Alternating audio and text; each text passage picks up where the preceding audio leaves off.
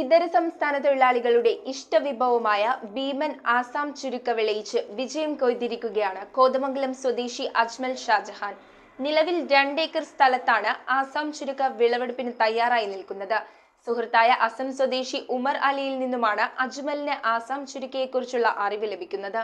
കേരളത്തിന് പുറത്തുനിന്നും ജോലി തേടിയെത്തുന്ന ഭായിമാരുടെ പ്രിയ പച്ചക്കറി ഇനമാണ് ആസാം ചുരക്ക. അജ്മലിന്റെ സുഹൃത്തായ അസം സ്വദേശി ഉമർ അലിയാണ് ആസാം ചുരക്കയെ പറ്റി പറഞ്ഞതും അസമിൽ നിന്നും വിത്തുകൾ എത്തിച്ചു നൽകിയതും. ചെറിയ രീതിയിൽ തുടങ്ങിയ കൃഷി ഇപ്പോൾ 2 ഏക്കറിൽ വിളവെടുക്കാൻ പാകമായി വിളഞ്ഞു നിൽക്കുകയാണ്. വിവിധയിടങ്ങളിൽ സ്ഥലം പാട്ടത്തിനടുത്ത് ചുരക്ക കൃഷി വിപുലമാക്കുന്നതിനുള്ള പ്രാരംഭ പ്രവർത്തനങ്ങളും നടന്നു വരുന്നുണ്ട്. 2 മാസത്തിനുള്ളിൽ ആദ്യ വിളവെടുപ്പ് നടത്താം. 8 മാസത്തോളം വിളവ് ലഭിക്കുന്നതാണ് ആസാം ചുരക്കയുടെ പ്രത്യേകത.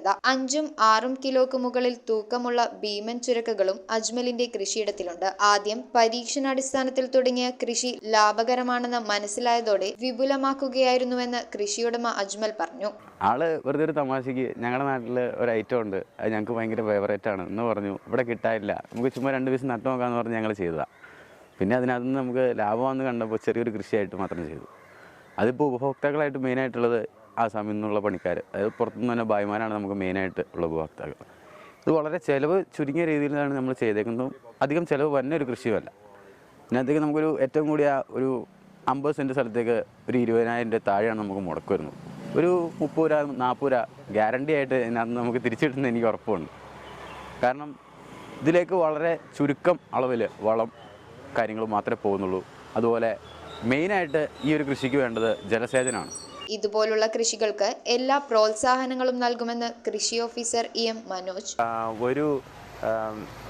ഒരു ഹെക്ടറിലേക്ക് ഏകദേശം 20 ടണ്ണോളം വിളവ് ലഭിക്കാവുന്ന ഒരു കൃഷിയാണ് ഈ തുടങ്ങിയിരിക്കുന്ന ചുരക്ക ഇനത്തിൽപ്പെട്ട ഈ പച്ചക്കറി കൃഷി.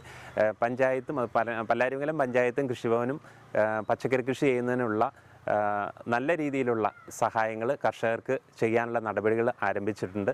സർക്കാരിന്റെയും പഞ്ചായത്തിന്റെയും ഇടപെടൽ മൂലം ധാരാളം പേർ കൃഷിയിലേക്ക് കടന്നു വരുന്നുണ്ടെന്ന് കൃഷിയിടം സന്ദർശിച്ച പല്ലാരിമംഗലം ഗ്രാമപഞ്ചായത്ത് പ്രസിഡന്റ് ഖദീജ മുഹമ്മദ് പറഞ്ഞു. നല്ല രീതിയിൽ മികച്ച രീതിയിലാണ് ഈ കൃഷി നടത്തിയിരിക്കുന്നത്.